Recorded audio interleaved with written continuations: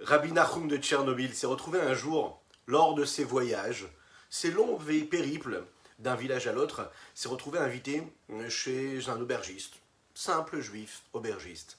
Pendant la nuit, Rabbi Nachum de Tchernobyl faisait comme tous les grands tzadikim, arrivé à Chatzot, à la moitié de la nuit, eh bien, il s'est mis à prier, faire ce que nous appelons le Tikkun Chatzot, et prier sur la destruction du temple. Demander à Kadosh Baruch Hu, à Dieu, de nous rendre le Beth Amikdash. Et bien sûr, dans ces prières-là, il y a des pleurs, il y a des larmes, il y a des cris. Cet aubergiste-là qui entend ces pleurs au loin est réveillé par ces pleurs. Il se lève, il va vite dans la chambre de Rabbi Nachum de Tchernobyl. Il tape à la porte, il dit: qu'est-ce qui ne va pas? Est-ce que je peux vous aider? Qu'est-ce qui se passe? Dites-moi, qu'est-ce que vous avez?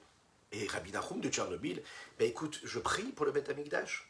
Hein, est-ce que toi, tu n'as pas envie que Mashiach vienne d'un coup, là maintenant, que Mashiach vienne et qu'il nous prenne tous ensemble et qu'on aille tous ensemble à Yerushalayim? Imagine, sous cette gdoucha, cette pureté, cette sainteté. Et ce simple aubergiste de répondre au Rabbi Nachum de Tchernobyl: écoutez, je ne sais pas, mon maître, je vais aller demander et consulter mon épouse.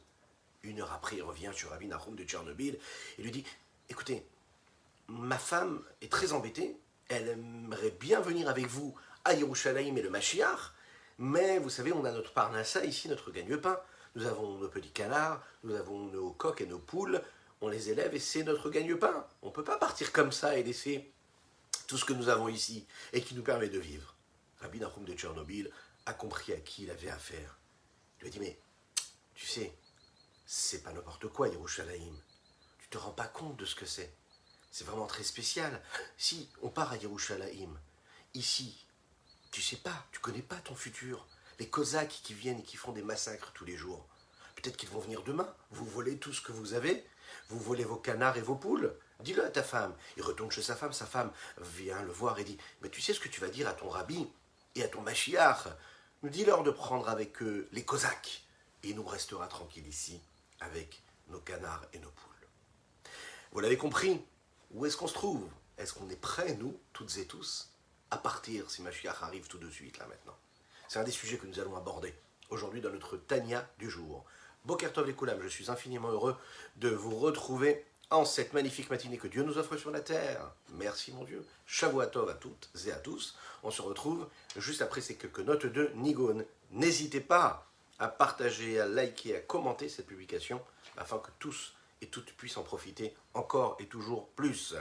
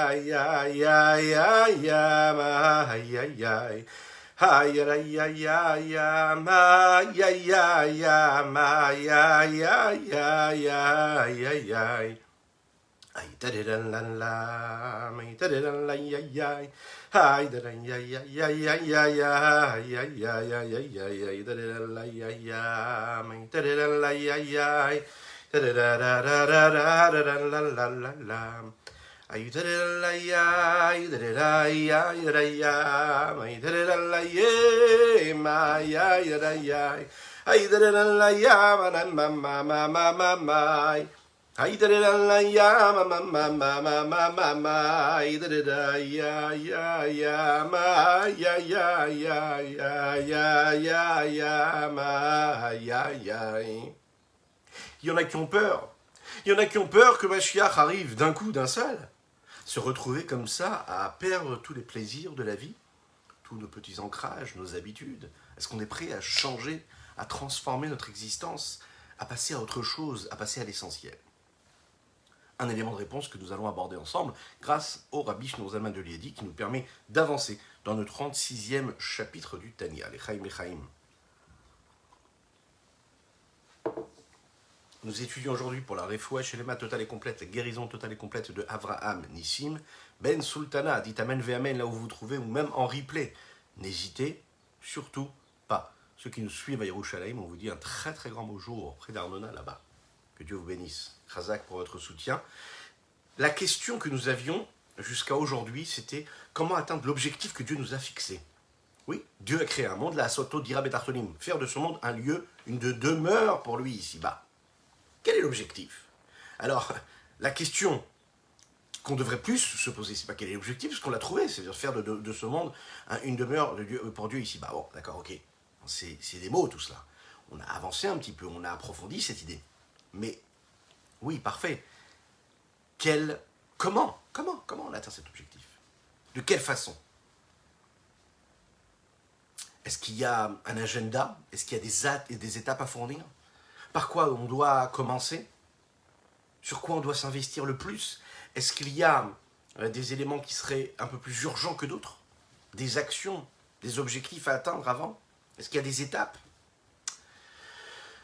De plus en plus, on regarde un petit peu le monde, comment est-ce qu'il avance, comment est-ce qu'il va. Alors il y a ceux qui vont vous annoncer, oui justement, comme c'est tellement grave, alors ça veut dire que Mashiach arrive.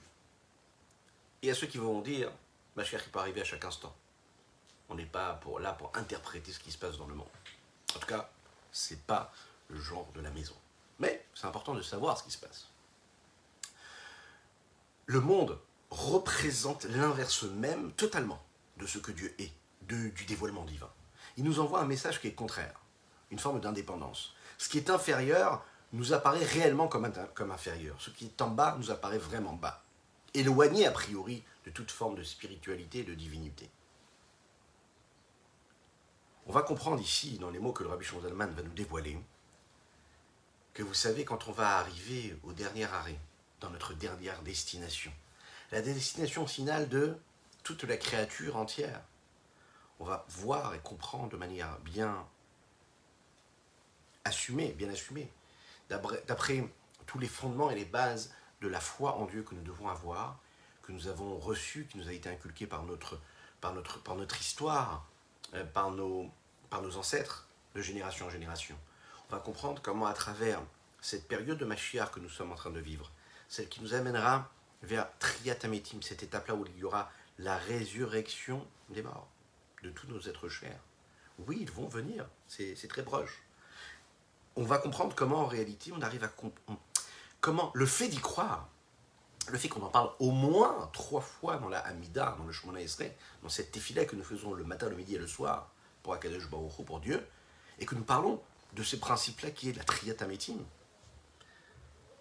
Quand on s'arrête 2 secondes et qu'on réfléchit un petit peu et qu'on comprend que c'est un des éléments les plus centraux de l'histoire d'un juif, de la vie d'un juif. C'est la base même de la foi d'un juif. Comment, pourquoi la délivrance finale, la résurrection des morts, la Triyat Ametim, c'est vraiment la matérialisation de l'essentiel même du but de toute la création totale, qui est, dit Rabbi Tartonim, de faire résider Dieu ici-bas, sur terre. Le but, c'est donc la délivrance. Mais comment la délivrance devient le but de la création? Une maison témoin, ouais, est-ce qu'on est capable de faire ici-bas déjà, de représenter et d'imager et d'imaginer un petit peu ce que ce sera un petit peu plus tard, lorsqu'il y aura Mashiach, réellement le dévoilement total. Et comment est-ce que la délivrance, elle va amener non seulement une délivrance pour le peuple juif, mais aussi pour l'humanité tout entière. Parce qu'on sait que la Géoula, c'est pas que la Géoula pour l'homme, pour le peuple juif, c'est une Géoula pour l'humanité tout entière, mais également pour la créature tout entière, toutes les créatures. Vegar Zeev Imkeves, le loup et l'agneau, pardon. Le loup et l'agneau, les Chachamim nous disent, et le Tanakh le dit dans la Bible, c'est dit, boiront dans la même eau. Vous imaginez un petit peu ce que ça veut dire? C'est-à-dire que toute la créature va changer ses codes. L'instinct animal ne sera pas du tout le même instinct que nous connaissons aujourd'hui. Le but, c'est donc la délivrance. Lechaim.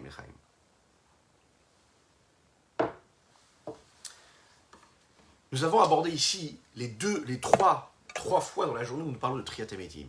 Si on regarde un peu plus près, on verra qu'en fait on fait référence dans la tfila de Shmona Esrei, dans la tfila, dans la prière que nous faisons 3 fois par jour, de l'Amida. Vous savez que dans le peuple juif, il y a ceux qui disent « Ah non, non, moi je parle beaucoup de Mashiach », il y a ceux qui disent « Non, non, non, bon, Mashiach, ça reste comme ça quelque chose de... » Même des juifs qui sont parfois pratiquants, ils pensent que le sujet de Mashiach, c'est quelque chose qui est extérieur à notre vie.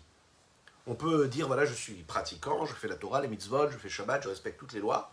Mais bon, la question de Mashiach, c'est quelque chose qui est loin de moi, je ne m'y intéresse pas, c'est pour les fous, pour les illuminer.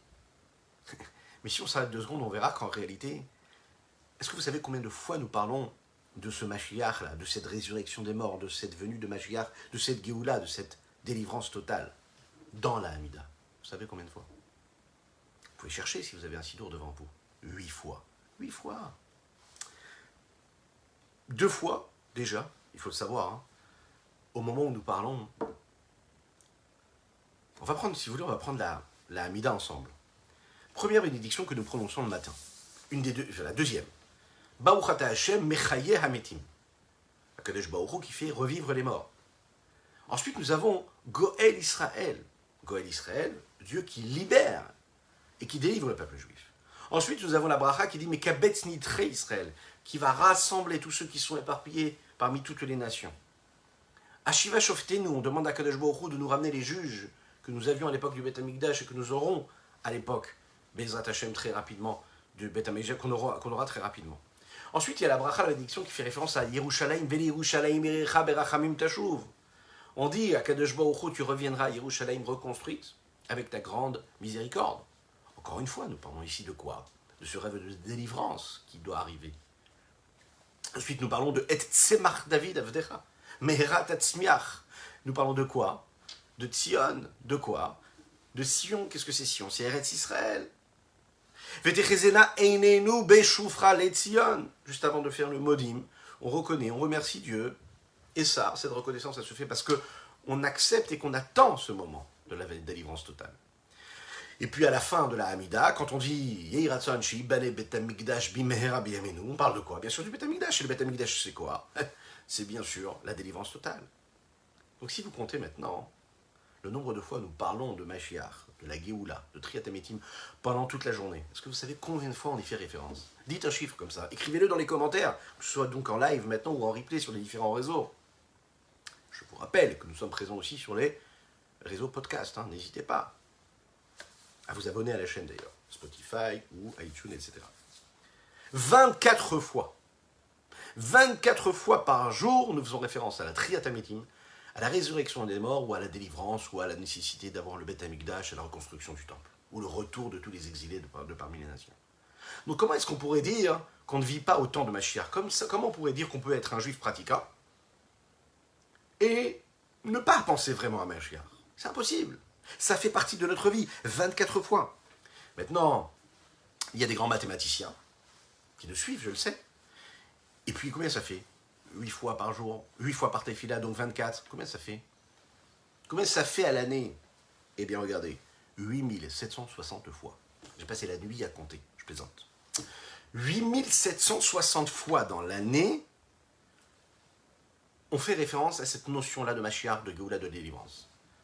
8760 fois. Ça fait des centaines de milliers de fois dans une vie. On voit clairement que la Géoula, Triat Hametim, c'est un point central de notre vie.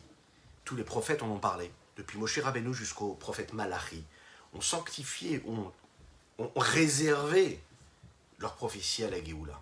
Des milliers d'années, des millions de juifs espèrent cette délivrance totale. L'expression connue qui parle et qui fait référence à cette centralité-là même, qui est de la Géoula et du Triat Hametim, on peut le retrouver dans les termes du Rambam Maïmonide, qui lui le fait entrer cette nécessité-là, cette nécessité d'y croire et d'y penser, et de vivre à ce rythme-là, dans les 13 bases et 13 fondements de la foi. On sait que dans la Torah, il y a 613 mitzvot. Le Rambam n'a pas fait entrer toutes les mitzvot comme étant les bases même de la émouna, de la foi en Dieu. Parce que la base, les fondements, c'est comme toute construction qui pourrait être et comporter d'innombrables étages et d'innombrables appartenants et d'innombrables unités, a besoin de quelques fondements, de quelques bases. D'accord? Maintenant, la base, c'est ce sur quoi le bâtiment va tenir, va perdurer. Les 613 mitzvot, c'est la construction. C'est réellement ce qui va être construit. Mais ça, c'est tenu par des bases, des fondements. Quels sont les fondements? Quelles sont les bases de ces 613 mitzvot? C'est 13 fondements, c'est 13 bases.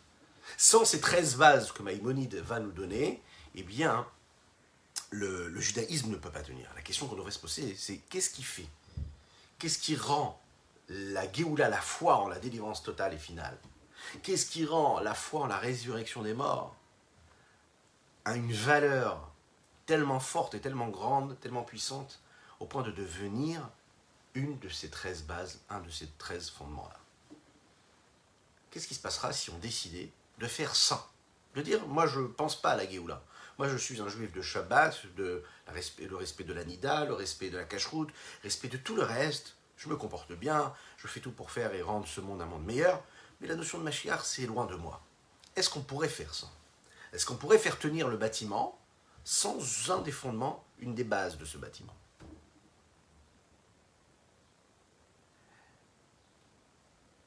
Vous imaginez un petit peu si on décidait de faire ça?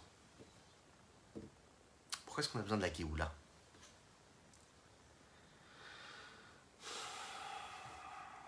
Pour comprendre cela, il faut comprendre en réalité quelle est l'existence même du but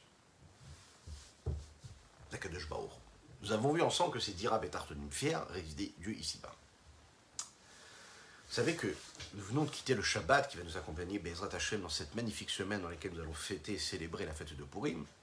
Il y a une prière qu'on connaît tous et qu'on chante tous ensemble qui fait entrer le Shabbat à son apogée, Lecha Dodi Likrat Kala Pene Shabbat Nekabela. Et dans ce Lecha Dodi, nous disons une phrase qui fait référence à la création du monde, à la raison pour laquelle Dieu il a créé le monde. Sauf Maaseh B'machashava Techila. Sauf Maaseh B'machashava Techila. Le but, l'action concrète, a été initiée par une pensée. Et la pensée, elle est conclue par l'action concrète. Qu'est-ce qu'on a dit? Qu'est-ce qu'il y a de si spécial dans cette phrase-là? Comment est-ce qu'on doit comprendre ces termes-là? L'explication est simple.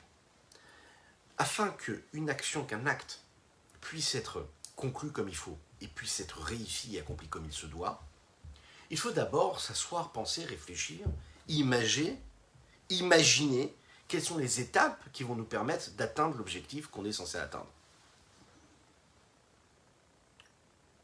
Ezeu Chacham Haroé et Anolad, qui est le sage? C'est celui qui voit ce qui va devenir, qui va advenir. Donc il imagine déjà le futur, donc en fonction de ce qui va devenir, ce futur-là, il va faire tout ce qu'il faut pour atteindre l'objectif qu'il s'est fixé. D'accord? Donc il faut déjà savoir ce qu'on doit faire pour arriver là où on veut aller. Machashava, au début, elle va penser, elle va imaginer, elle va créer le plan de ce qui va être fait à la fin. La Chassidoute nous explique quelque chose de beaucoup plus profond. L'homme fait d'innombrables actions, d'innombrables gestes pendant sa journée, pendant sa vie. Il a d'innombrables pensées furtives qui passent, qui viennent et qui s'en vont aussi vite qu'elles sont arrivées. Il parle, il dit des mots, il fait énormément de choses qui souvent n'ont pas d'incidence réelle sur l'action concrète, sur le but qu'il s'est fixé ou qu'il est censé atteindre dans l'exigence qu'est la mission qu'il a ici-bas sur Terre. Tellement de perte de temps, tellement de perte d'énergie, tellement de perte de pensée, de parole. La Chassidou nous explique que comment est-ce qu'on peut cerner, comment est-ce qu'on peut analyser quelles ont été les pensées qui ont précédé l'action en fonction de l'action elle-même. Tu veux savoir d'où elle est ta pensée, d'où elle est ta parole, tu veux savoir où est ton objectif, tu veux savoir qu'est-ce que tu as fait pour ton objectif, tu regardes l'objectif, tu regardes ce que tu as fait à la fin. L'acte concret te montre en réalité qu'est-ce que tu as fait pour en arriver où tu es arrivé. Qu'est-ce que ça veut dire? La destination finale, d'accord? Elle montre ce que tu as fait pour arriver à cette destination finale. C'est la différence entre, si vous voulez, le moyen et le but. L'intermédiaire et le but, et l'objectif. L'objectif, lui, répond à ce qui m'a motivé au début. Donc, cet objectif-là, c'est ce qui va perdurer et qui sera là à la fin. Puisque c'est ce qui a initié la mise en route de tous ces efforts que je vais mettre, toutes ces étapes que je vais mettre en route. Le moyen, qui est appelé en hébreu emtsa, le milieu, l'intermédiaire, ce sont tous ces éléments-là que je vais rencontrer, toutes ces étapes que je vais rencontrer le long de la route, le long du chemin, qui ont pour but unique de m'amener au bout de la route, au bout du chemin. Dès l'instant où j'ai atteint le bout du chemin et j'ai atteint mon objectif, alors à ce moment-là, je n'ai plus besoin de continuer, j'ai saisi mon objectif. Donc, afin de savoir qu'est-ce qui m'a motivé, je dois vraiment savoir là où j'ai besoin d'aller. Je veux savoir si ce que je fais a de la valeur. Je cherche à savoir pourquoi est-ce que je le fais. Quand je ne suis pas capable de répondre à cette question-là, à savoir pourquoi est-ce que je le fais, ça veut dire que mon objectif n'est pas encore bien fixé. Ça veut dire que je tâtonne. Et si je tâtonne, eh ben, parfois l'objectif, je ne l'atteins pas du tout. Je me perds complètement dans toutes les routes sinueuses. Parce que je suis dans le flou. Et moins j'ai un objectif clair, et plus l'obscurité va s'installer encore plus, et plus donc les embûches vont se poser sur ma route. Et plus je vais me perdre. Autrement dit, bien sûr que pour atteindre l'objectif, bien sûr que je vais avoir des difficultés, bien sûr que je vais avoir des étapes à passer, à franchir, bien sûr que je vais avoir des épreuves. Mais je ne perds jamais le focus. Je sais que c'est là où j'ai besoin d'aller. Donc, je sais qu'à chaque fois que je passe une étape, qu'elle soit difficile ou un peu moins difficile, j'avance vers la direction.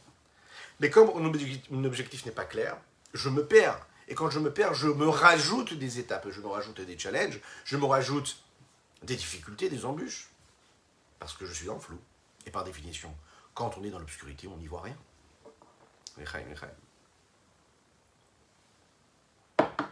Donc pour arriver à l'action finale, il faut qu'il y ait d'abord une pensée. Et souvent des paroles après. Il faut imaginer déjà. Maintenant, on va voir ici qu'en Chassidut nous explique que dans la pensée elle-même, il y a différents niveaux. C'est pas juste une pensée claire comme ça, limpide. C'est tellement difficile déjà d'avoir déjà une vision. Rien que d'avoir une vision, c'est difficile. On peut passer des fois une vie entière à essayer de chercher, de tâtonner pour savoir et définir quelle est la vision qu'on doit avoir.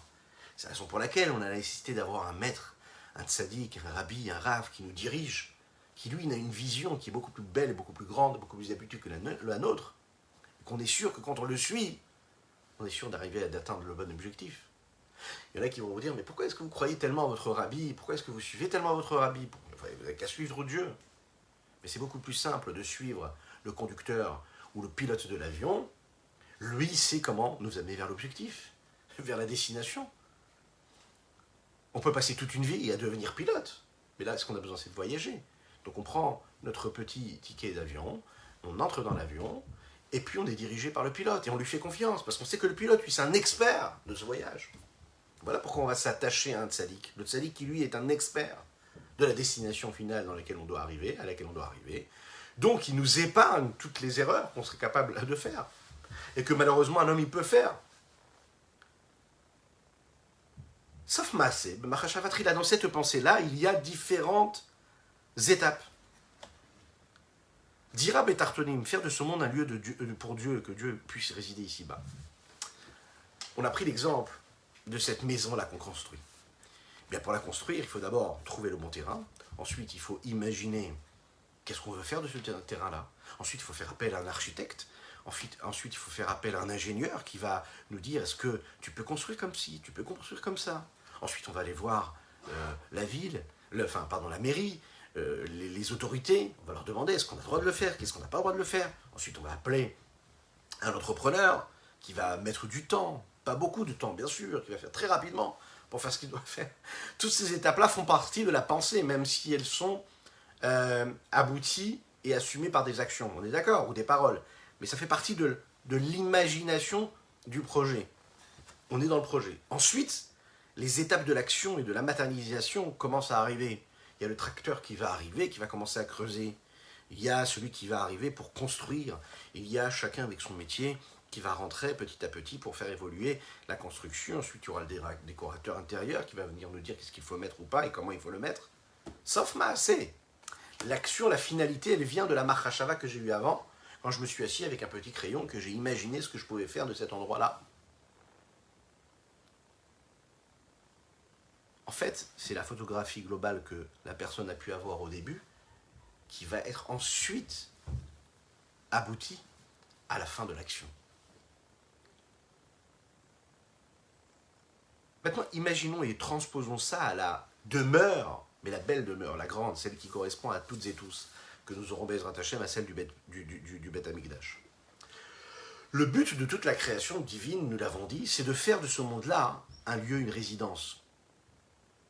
Maintenant, c'est un but, c'est une action qui peut être initiée et qui est initiée obligatoirement par une pensée, par quelque chose qui a été imaginé avant, comme tout ce qu'on a vu.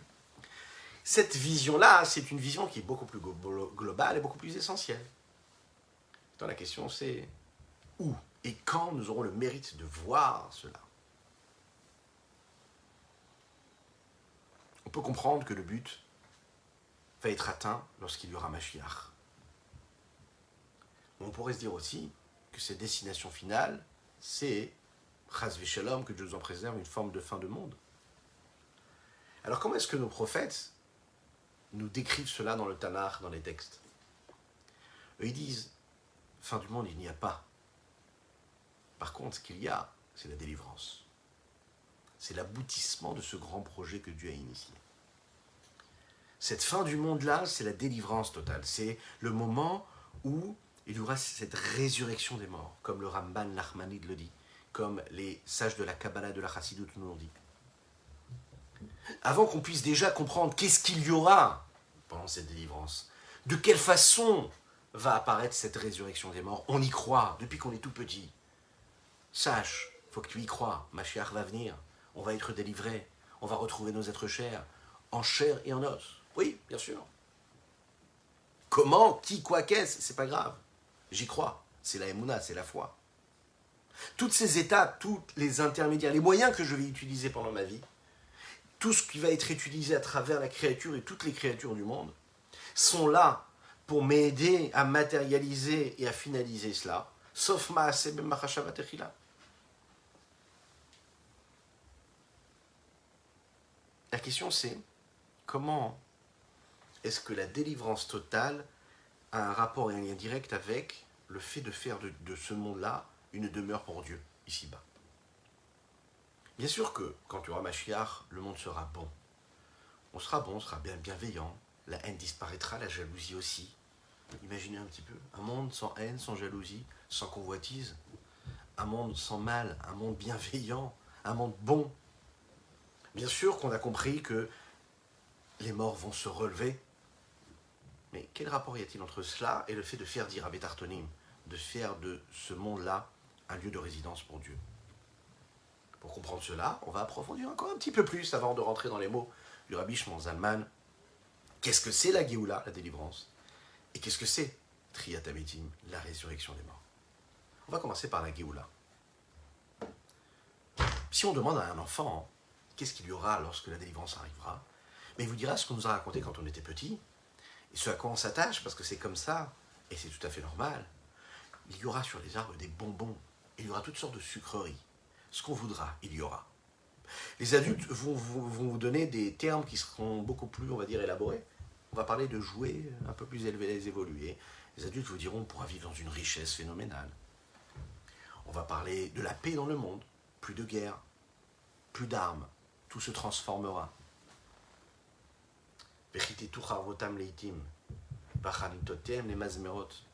Ils transformeront leurs épées et leurs fusils en socle de charrue. Magnifique. On transforme la matière qui a servi à la guerre pour en faire quelque chose qui nous permettra de labourer le champ. Tout ça est beau, tout ça a été rappelé, tout ça a été cité par nos grands prophètes dans la Bible. Le Rambam le dit, Maïmonide le dit, dans la dernière loi, la dernière halakha qui nous donne dans son œuvre phénoménale, qui passe en revue tous les sujets de la Torah. Uveoto azman, lo yesham lo ra'av velo milchama. En ce temps-là, il n'y aura ni famine, ni guerre. Velokina vetacharut, il n'y aura plus de jalousie, il n'y aura plus de concurrence. Sheatovat mushpa'at arbe, le bon, le bien sera donné, sera abondamment offert. Vechol ha'ma'adanim metsuim ke'afar, et toutes les belles choses seront à la portée de toutes et tous et seront trouvables et seront saisies comme la poussière de la terre. Les prophètes rajoutent et parlent même de la paix qu'il y aura, nous en avons parlé tout à l'heure en introduction, entre les animaux, entre toutes les créatures. Il n'y aura plus de souffrance, il n'y aura plus de maladie. Vous imaginez un petit peu. Vegar ze'em im keves, comme on l'a dit, le loup et l'agneau vivront ensemble, cohabiteront. Plus de maladie, plus de mort sur la terre. Umacha Hashem Elokim dimam alkol panim. Dieu va faire disparaître toute larme qu'il y a sur la face de chacun, d'une personne. Tout ce qu'on ira semer poussera très rapidement, en un seul jour. En résumé, vous êtes d'accord avec moi, une vie parfaite, une vie tranquille, sereine. La seule chose qu'on aura, la da'at et Hashem. Velo yiyeh esek kol haolam ela la da'at et Hashem bilvad. La seule préoccupation qu'aura le monde, c'est de connaître Dieu. C'est la raison pour laquelle, dans les mots, c'est intéressant de voir les mots qui dit le Rambam, le peuple juif sera donc un peuple de sages. Viodim dvarim astumim, ils pourront saisir et connaître tout ce qui est caché. Via sigudat boram qui fit adam, en fonction de ses capacités, l'homme pourra saisir et connaître son Créateur.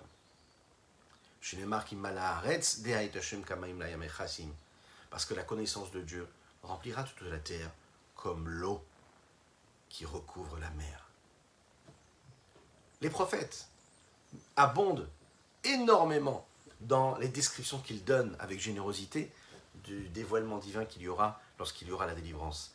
Ce jour-là, nous le disons tous les jours dans la prière, ce jour-là, Kadosh Baruch Hu sera unique. Il est déjà unique, mais il sera compris, saisi comme étant cette unicité-là. L'idée est quoi?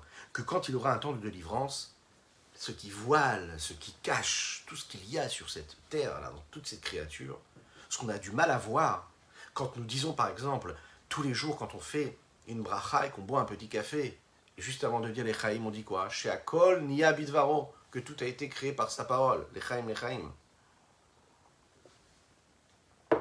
Là, à ce moment-là, on pourra le voir comme quelque chose de réel. Pas juste une fois, mais quelque chose de réel. Chacune et chacun d'entre nous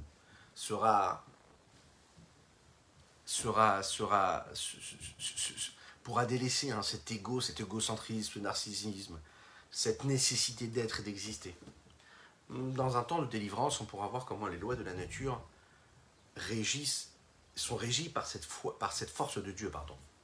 On verra, même si là aujourd'hui on peut voir, il suffit de scruter et de comprendre qu'il y a un miracle phénoménal en regardant la petite feuille, Maaseh Hashem, toutes ces créatures de Dieu, le soleil qui revient, les petites fleurs qui poussent, l'herbe qui commence à repousser, tous ces terrains qui deviennent un peu plus verts qu'ils ne l'étaient il y a encore quelques semaines.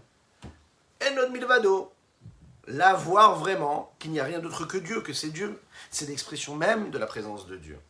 Dans chaque sujet, il y a la présence de Dieu particulière qui va se dévoiler.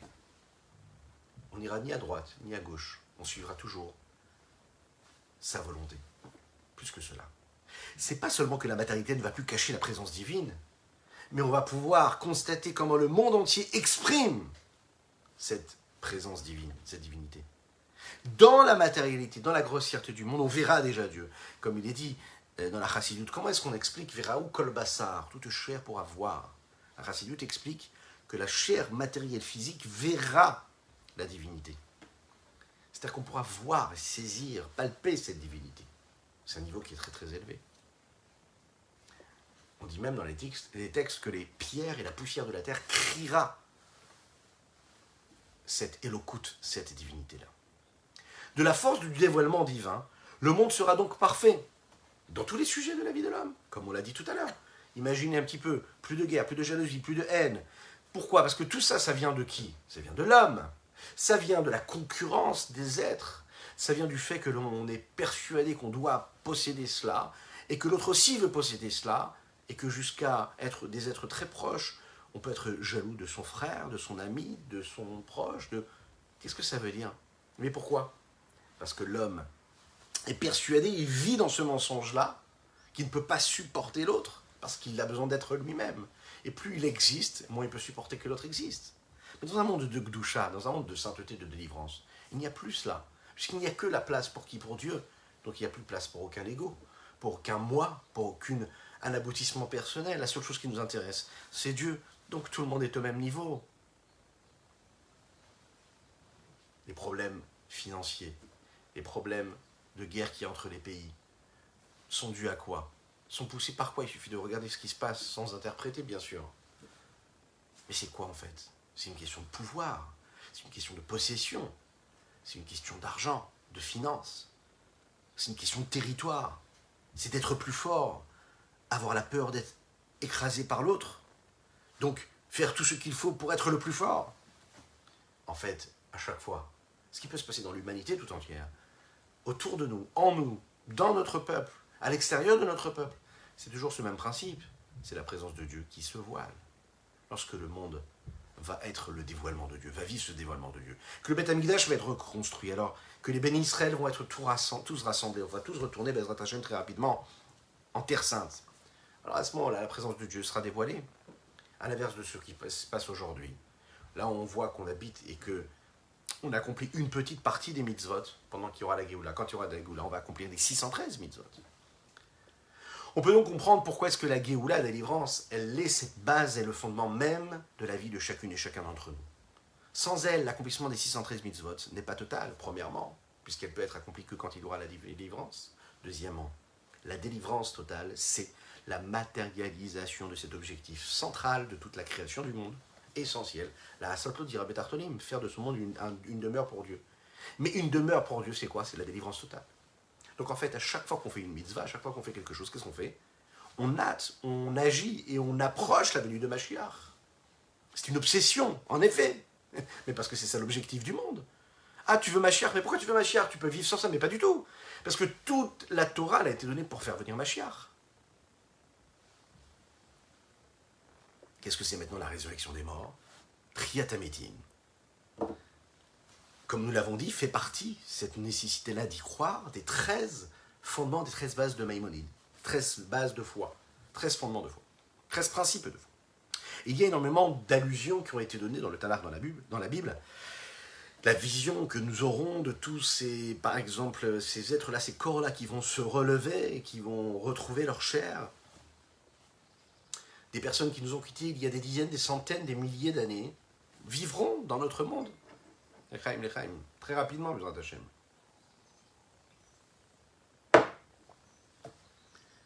C'est là, à ce moment-là, qu'on va assumer la raison pour laquelle la Neshama est descendue sur Terre.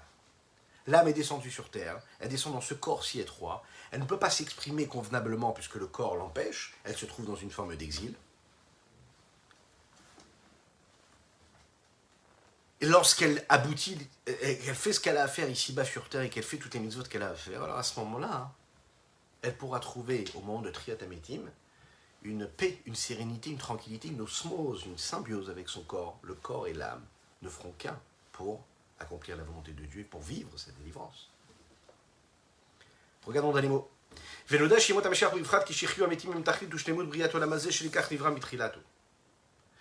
Pendant la période de Mashiach arrivera, précisément quand les morts pourront revivre. C'est le but essentiel de la création de ce monde-là. C'est la raison pour laquelle il a été créé, comme il est dit dans la note, comme il est dit clairement dans les textes du Harizal qui expliquent vraiment ce qui se passera précisément dans cette période-là. C'est ce que nous avons vécu aussi à l'époque du Matan Torah. Et on le sait que Akadosh Baruch Hu le dit comme ça dans le texte. Tu es apparu réellement qui Hashem ou Elohim pour nous montrer que Dieu est ce Dieu-là. C'est-à-dire que le Dieu qui est infini, qui est l'infini du Saint béni soit-il, se révèle à travers ce Dieu-là, qui est un autre aspect de lui, à travers la nature, à travers le monde, à travers ce qui est là, clairement, Beriya Khushit. C'est-à-dire vraiment une vraie vue dans laquelle il y a un sens de vue qu'on voit, qu'on saisit, qu'on perçoit. Au moment où la Torah était donnée, le peuple pouvait voir les voix. Il voyait ce qui pouvait être entendu. Vous imaginez un petit peu. C'est tous les sens qui sont mis à contribution. Au Pirchour, Avotanu Zichronan Ivracha, les Chachamim le disent, de mémoire bénie. Mistakim Mizrach Veshomim Tadibur Yotse Anochi. Ils regardaient vers l'est, ils entendaient la parole de Dieu. Anochi, je suis. V'chen arba uchot ul ma'ala ul mata. Et c'est ainsi des quatre coins cardinaux, et en haut et en bas. Qu'il n'y avait pas un seul instant, comme le Zohar le dit, où il n'y avait pas la parole de Dieu qui ne se trouvait. Ve'inu. C'est-à-dire, le dévoilement de la volonté de Dieu à travers les 10 paroles, qui sont, elles, la globalité même. C'est la raison pour laquelle ils se sont complètement soumis, ils n'existaient plus, ils ne pouvaient plus supporter, puisqu'à chaque fois qu'ils entendaient une parole, leur âme s'élevait. Et là, Kadosh Baruch leur a rendu cette âme-là, et les a ramenés dans le corps, avec cette même rosée qui sera utilisée, Bezrat Hashem, très rapidement pour faire vivre les morts. Veutal Torah Shinikra Oz, cette rosée de Torah, c'est celle qui est appelée la puissance, qui m'a comme nos maîtres le disent de mémoire bénie. Tout celui qui s'investit dans la Torah, eh bien cette rosée de Torah, cet esprit-là, ce niveau-là le fait revivre. Étudier la Torah, c'est déjà se rapprocher de cela, de cette délivrance. La Torah, ça fait revivre. Si ce n'est que, malheureusement, à un moment, ça a été abîmé. Ça a été abîmé, pourquoi? Parce que, bon, nous avons fauté. Ce qu'il nous reste à faire jusqu'à demain pour comprendre la suite de ce que le Rabbi Shlomo Zalman de Liadi nous dit, c'est de vivre dans cet état d'esprit-là. Oui, il faut vivre dans cet état d'esprit, de savoir que Mashiach peut venir et y croire à chaque instant de notre vie. Vivre et se dire que Mashiach arrive à chaque instant, chaque geste, chaque pensée, chaque parole, puisque c'est notre but à toutes et tous aujourd'hui. C'est d'amener le Mashiach encore un petit peu plus. C'est ce que notre Tania quotidien vient de dire aujourd'hui. Je vous souhaite une super semaine, Shavua Tov, Mazal Tov, des bonnes nouvelles, partagez, commentez et likez. À bientôt.